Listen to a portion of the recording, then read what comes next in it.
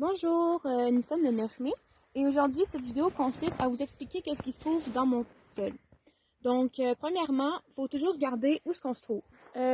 Moi, je me trouve derrière chez moi. Donc ma maison est là, il y a une 132 là-bas et il y a aussi un champ d'agriculture par là-bas. Donc toutes ces critères-là font que ça peut influencer sur les composantes du sol. Donc, c'est important de les regarder. On va commencer par la pierrosité. J'ai creusé mon trou et la terre qui était mélangée, donc tous les horizons mélangés ensemble, se trouvent là. J'ai trié en fait les roches et j'ai mis ces roches-là. Donc, on peut regarder que ici, j'ai encore splitté deux types de roches que j'ai trouvées principalement. Donc, ici, on a les cailloux et ici, les galets. J'ai fait un pourcentage entre ces deux. Donc, je constate personnellement qu'il y a environ 60% de cailloux et 40% de galets. Les deux ensemble, réunis, si on les met ensemble, on peut remarquer que la pierrosité serait environ de 10% si on se fie à la terre que j'ai sortie de mon trou. Par la suite, je vais vous parler un peu des signes hydromorphiques. Dans mon cas, il n'y en a pas. On remarque qu'il n'y a pas nécessairement d'eau dans mon trou. En fait, il n'y en a pas du tout.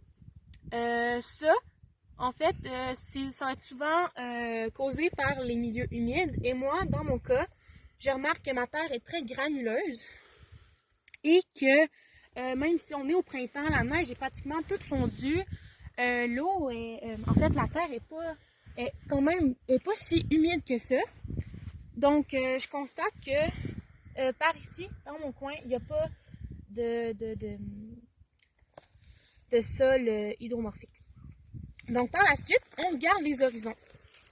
On remarque ici, j'ai affaire à une racine d'arbre qui se trouve justement là. En fait, je n'ai pas fait de cas, fait que je l'ai laissé là.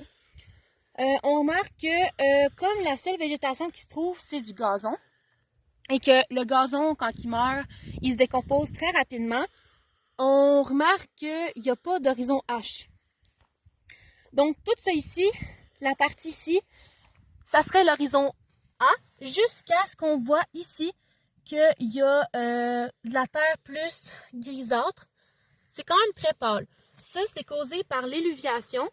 Donc, ce qui veut dire que tous les minéraux vont être transportés vers la zone, dans le fond, l'horizon B.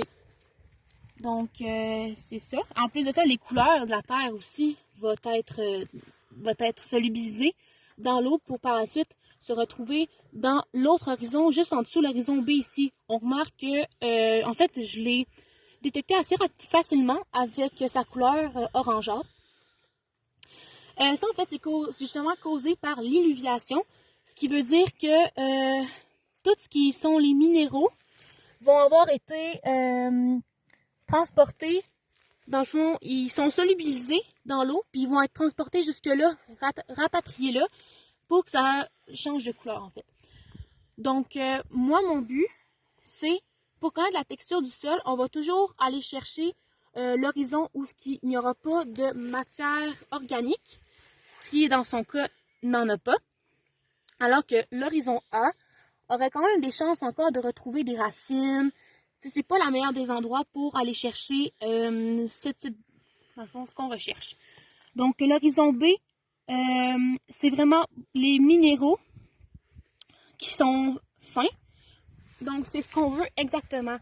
Alors, je vais prendre ma petite pelle, puis je vais me chercher des échantillons pour par la suite faire les tests pour connaître la texture du sol. Donc, moi, je décide que je vais prendre des échantillons ici. On est environ à, je dirais, peut-être 5 cm du sol. Habituellement, comme vous l'avez dit, comme André m'avait dit dans la vidéo d'avant, elle allait chercher à 20 cm. Mais on pouvait aussi constater qu'il y avait des signes hydromorphiques. Et moi, dans mon cas, il n'y en a pas. Puis, je remarque aussi qu'à 50 cm de profondeur, car moi, mon trou est à 50 cm de profondeur, on remarque que l'horizon B commence environ à cet endroit-là. Donc, c'est pour ça la raison que je vais chercher aussi loin. Mon trou, je l'ai fait dans les normes. Je l'ai fait par 40 cm de largeur sur 50 cm de profondeur.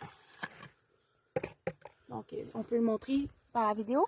50 cm et environ, en fait, c'est exactement 40 cm de largeur. Ma terre, on remarque elle a une couleur vraiment prononcée orangée, causée par le fer qui va avoir été solubilisé et transporté dans cet horizon. Cette terre-là va me servir pour vous montrer la décantation que je vais réaliser et prouver en fait que, dans le fond, mes tests de texture du sol vont être véridiques. Donc, je pense que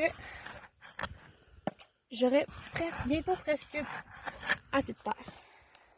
Il faut vraiment faire attention pour ne pas avoir de matière organique.